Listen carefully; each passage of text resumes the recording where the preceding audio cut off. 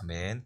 우리 함께 살펴보실 말씀은 마태복음 26장 57절에서 68절까지의 말씀입니다. 마태복음 26장 57절에서 68절까지 우리 신약성경 48페이지가 되겠습니다. 우리 다 찾으셨으면 한 절씩 교독해서 읽도록 하겠습니다. 예수를 잡은 자들이 그를 끌고 대제사장 가야바에게로 가니 거기 서기관과 장로들이 모여 있더라.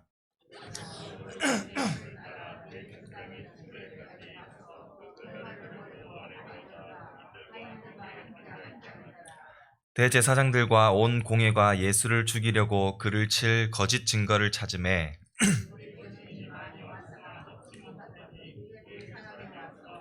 이르되 이 사람의 말이 내가 하나님의 성전을 헐고 사흘 동안에 지을 수 있다 하더라 하니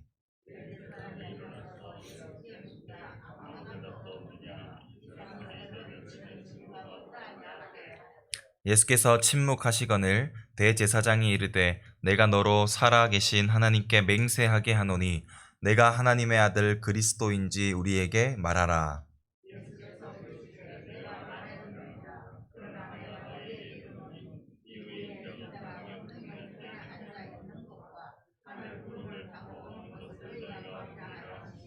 이에 대제사장이 자기 옷을 찢으며 이르되 그가 신성 모독하는 말을 하였으니 어찌 더 증인을 요구하리요. 보라, 너희가 지금 이 신성 모독하는 말을 들었도다.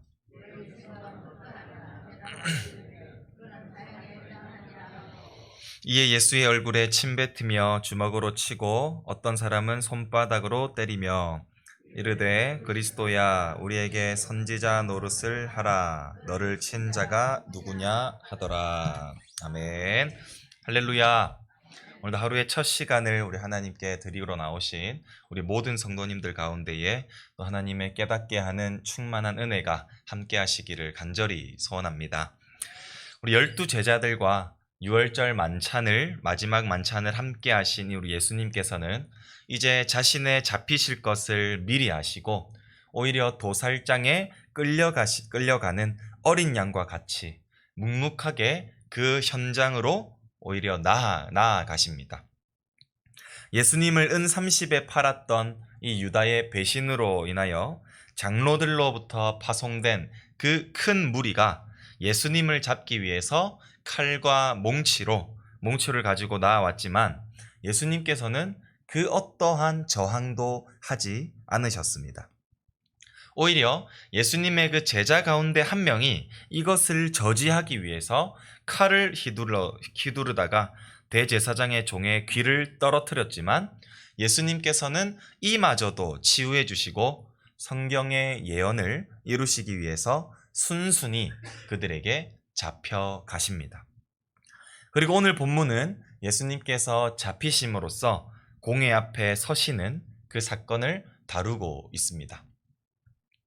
예수님을 잡은 자들은 예수님을 대제사장인 이 가야바의 관정으로 끌고 갔습니다. 하지만 그곳에는 미리 예견이라도 되어 있었듯이 서기관들과 장로들이 가득 모여 있었습니다.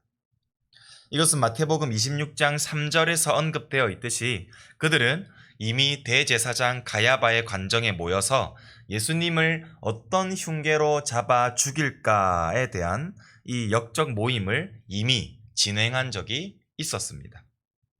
따라서 예수님의 잡힘은 이 악한 지도자들이 이미 정해놓은 상태에서 이루어졌던 아주 부당한 재판의 결과였고, 따라서 장로들과 서기관들이 미리 모여 있었던 것입니다.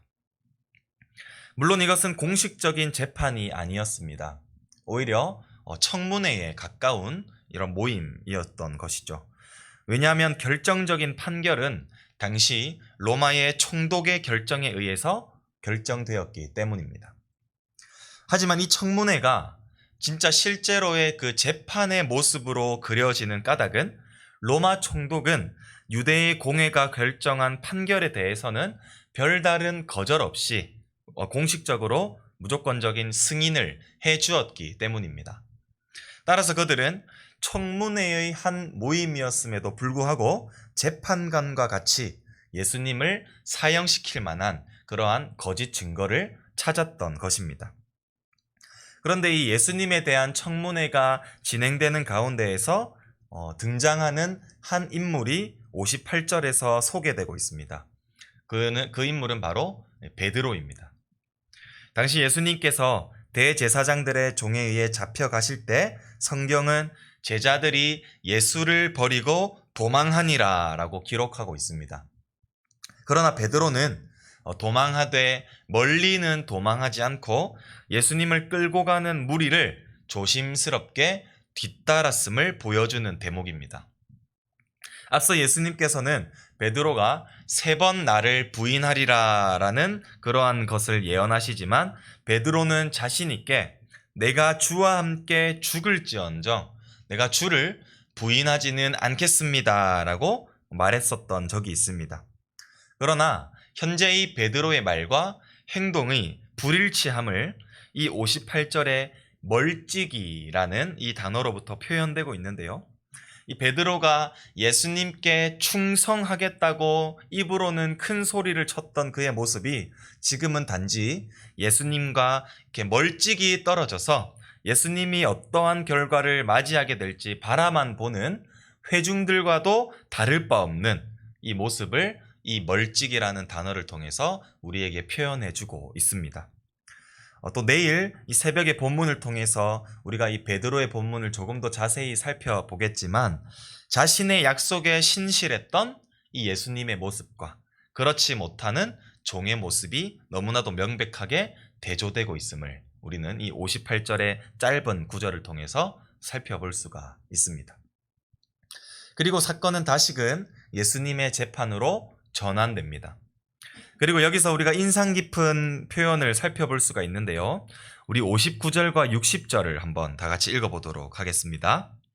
대제사장들과 온 공회가 예수를 죽이려고 그를 칠 거짓 증거를 찾음에 거짓 증인이 많이 왔으나 얻지 못하더니 후에 2사람이 와서.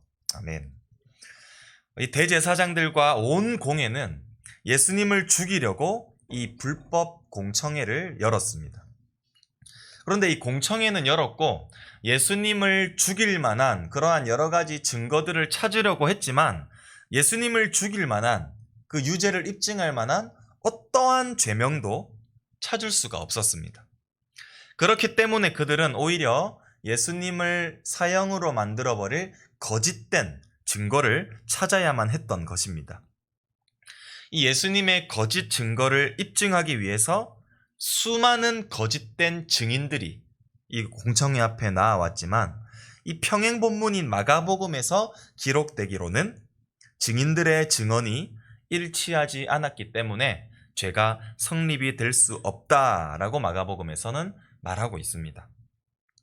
또 이후에 2사람이 와서 예수님이 하나님의 성전을 헐고 성전을 사흘 만에 지을 수 있다고 이렇게 증언을 했지만 이조차도 마가복음에서 표현하기는 그들의 증언이 일치하지 않았다고 기록되면서 예수님의 죄를 입증해내지 못했습니다.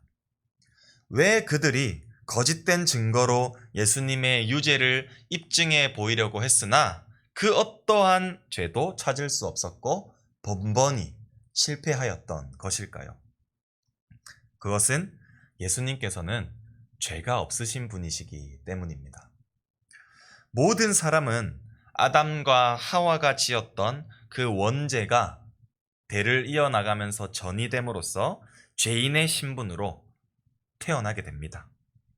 하지만 예수님께서는 육신의 남자 없이 성령에 의해서 잉태되신 분으로서 아담과 하와의 그 원죄를 전이받지 않으시고 죄 없으신 거룩하신 하나님으로 태어나셨기 때문에 죄가 있을 수도 혹은 죄를 지을 수도 없으신 거룩하신 분이시기 때문입니다. 이러한 거룩하신 하나님이시자 하나님의 그 독생자 예수 그리스도께서 거짓 증거로 유죄를 입증해 보인다는 것은 불가능에 가까운 것입니다. 그러자 대제사장 가야바가 정말로 이 거짓 증거를 더 이상 입증해내 보일 사람이 없느냐라고 이 회중들에게 말을 하는 것이죠.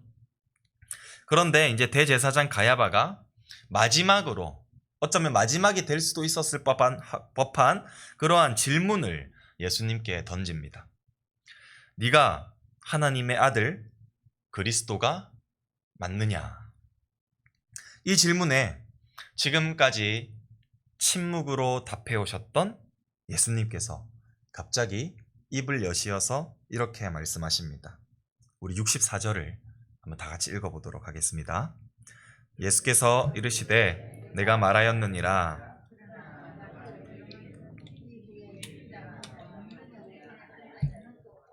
하늘 구름을 것을 너희가 보리라 하시니, 이 가야바의 질문은 예수님의 사역의 핵심적인 부분을 이루는 것이었고, 이에 따라서 예수님께서는 이 대답을 통하여서 자신이 하나님의 아들이자 구원자로서 이 땅에 오신 메시아임을 확정 지으십니다.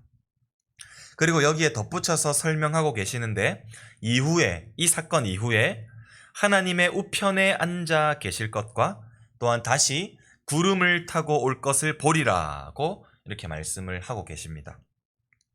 예수님은 비록 사람들의 이 악한 생각들과 행위로 인하여서 무기력하게 희생양이 되어 결국 십자가에 달려 죽으시겠지만, 이 죽음의 권세를 이기시고 부활하실 것과 하늘에 승천하시어서 전능하신 그 하나님의 우편에 앉음으로써 하나님과 함께 이 세상을 다스리시고 통치하실 것과, 이후에 때가 되면 올라가심을 본 그대로 구름을 타고 내려오심으로써 모든 상황들을 재역전시키시고 재판을 받고 계신 이 예수님께서는 다시금 재판장으로 이 땅에 오셔서 세상을 심판하시고 사람의 그 악한 행위를 심판하실 것을 너희가 곧 보게 되리라고 예수님께서 말씀하시는 것입니다.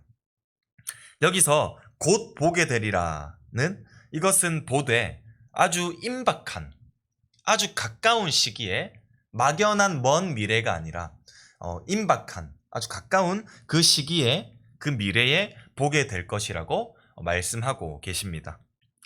특히 이 구름을 타고 오시는 이 모습은 다니엘서 7장 13절에 인자 같은 이가 하늘 구름을 타고 와서 옛적부터 항상 계신 이에게 나아가 그 앞으로 인도됨을 이루시는 것으로서, 재림과 역사의 끝에 있을 인자가 심판자로 오시어서 온 만물을 통치하시고 다스리실 것을, 이룰 것을 잘 보여주고 있는 대목이 바로 이 예수님의 이 핵심적인 64절의 부분이라고 우리는 볼 수가 있습니다. 예수님의 그 대답으로 말미암아 스스로 유죄를 입증하기를 기다리고 있었던 이 가야바는 그 즉시로 이 죄가 신성모독에 해당된다며 결국 예수님의 유죄를 선고해 버립니다. 그리고 이 사형을 언고 선고받은 예수님은 본격적으로 그곳에 모인 이 모든 회중들과 이 무리들에게 조롱과 핍박과 학대를 당하게 됩니다. 침뱉음을 당하고, 또한 주먹으로 얼굴을 맞고, 또 손바닥으로 맞는 등의 아주 이 조롱을 또 받게 되는 것이죠. 이것은 이제 이사야서에 나타났던 고난받는 종에 대한 그 예언이 본격적으로 시작되는 것을 알려주고 있는 부분인 것입니다. 사랑하는 성도 여러분, 비록 이 예수님의 죽음이 확정된 이 결정적인 이 증거가 바로 예수님께서 직접 말씀하셨던 이 64절에 기록된 대답 때문이었지만, 무기력하게 예수님의 패배로 보여지는 이 배경 속에서 우리는 예수님이 어떤 분이신지, 앞으로 또한 예수님께서 어떤 일들을 행하실 것인지에 대한 그 기대를 우리에게 보여주고 있습니다. 예수님께서는 우리를 구원하시기 위해서 이 땅에 오신 그리스도이시며, 부활하시고 승천하시어서 하나님의 우편에 올라서 앉으셔서 이 세상을 다스리시고 통치하시는 그 권능의 하나님이시자 올라가신 그대로 구름을 타고 내려오셔서 악한 자를 심판하시고 의인을 구원하시는 재판장이 될 것입니다. 비록 자신의 어리석음으로 인하여서 예수님께서 주시는 그 복음의 진리를 받아들이지 않고 거짓 증언함으로써 예수님을 죽이려 하였던 그 악한 자들은 그들의 악행으로 말미암아 임박한 그 종말의 때에 예수 그리스도에 의해서 심판을 받게 될 것입니다. 잠깐 동안은 그들이 승리한 것 같이 느낄지 모르겠지만 그들은 자신들의 그 범죄에 대한 영원한 대가를 치르게 될 것입니다. 성도 여러분, 예수님은 스스로 말씀하셨던 것을 반드시 이루실 분이라는 사실을 우리가 믿었으면 좋겠습니다. 예수님의 죽음은 실패가 아니라 바로 만물의 왕이 되셔서 피조물을 영원토록 다스리시기 위해 거쳐가시는 하나의 과정일 뿐이었습니다. 이로 인해서 약함은 능력으로, 또 낮아짐은 높아짐으로, 또한 심판을 받는 자는 심판자로 바뀌게 되는 것입니다. 이 예수님의 패배가 궁극적으로 우리의 그 믿는 자들이에게 영원한 승리와 소망을 가져다 준 것입니다. 현재 우리 역시도 이 진리를 받아들이려고 하지 않는 그러한 시대 속에 살아가고 있습니다. 따라서 세상은 우리가 믿는 그 진리를 가치 없고 실패한 것으로, 오히려 시간 낭비하는 것으로 여길 때도 너무나도 많지만, 그럼에도 불구하고 우리가 진리를 끝까지 붙잡아야 할 것은 우리의 유일한 희망 되시며 영광의 소망이 되시는 우리 예수 그리스도께서 패배한 것처럼 보이는 이 진리를 통해서 궁극적인 승리를 가져오실 것을 우리는 믿기 때문입니다. 이 진리를 우리가 끝까지 바라봄으로써 우리의 믿음을 잘 지켜나가시고 임박한 그 심판의 때에 반드시 올라가신 그대로 구름을 타고 내려오시는 것을 우리가 다시 봄으로 말미암아 우리를 구원하실 그 예수 그리스도를 기쁨으로 기대하며 맞이할 수 있는 우리 모든 성도님들이 되시기를 간절히 소원합니다. 기도하겠습니다. 참 좋으신 하나님 아버지, 주님의 은혜와 사랑을 너무나도 감사합니다. 하나님 아버지, 우리 예수님께서는 정말 12군단이나 되는 그 천사들을 거느리심으로 말미암아 그 악한 세력들을 다 쓸어버리실 그 능력이 있으신 분임에도 불구하고 모든 그 성경의 예언을 이루시기 위하여서 소위 실패처럼 보이는 그 무기력함 앞에 악한 자들의 이 재판의 결과에 따른 정말 그 묵묵한 결과를 순종함으로 모든 수치와 고난과 고통을 기꺼이 받으셨음을 감사합니다. 하나님, 정말 예수 그리스도의 이러한 패배처럼 보이는 예수님의 그 행동이 궁극적으로는 모든 사람들의 그 패배로 여겨지며 실패한 것처럼 여겨지는 것이 아니라 결국 그 예수님의 순종으로 말미암아 우리가 구원받았음을 믿으며 또한 실제로 이 세상을 심판하셔서 의인들을 구원하시고 악한 자들을 심판하실 그 공의가 회복되는 놀라운 승리의 역사임을 우리는 믿습니다. 이 진리가, 우리가 믿는 이 진리가 세상 사람들이 보았을 때도 정말 실패한 것처럼 보일 수 있으나 정말 영원한 승리를 가져다 줄 이 진리를 우리가 임박한 그 심판의 때까지 끝까지 붙들고 살아갈 수 있는 우리 모든 성도님들이 될 수 있게 도와주시옵소서. 그리하여 주님 안에서 하나 된 우리 믿음의 공동체가 주님께서 다시 오시는 그날까지 끝까지 정말 믿음을 붙들어서 우리 모두가 함께 하늘나라에서 그 천국에서 기쁨을 나누고 또 교제를 나누며 또 하나님과 함께 영원한 찬송을 부르며 그렇게 기쁜 마음으로 매일매일을 살아갈 수 있는 그 영생을 얻을 수 있는 그 축복을 우리 모두가 누리며 살아갈 수 있는 그날까지 우리가 함께 나아갈 수 있도록 주님 축복하여 주시옵소서. 주님께 감사드리옵고 지금도 살아계시는 우리 구주 예수 그리스도의 이름으로 간절히 기도드립니다. 아멘.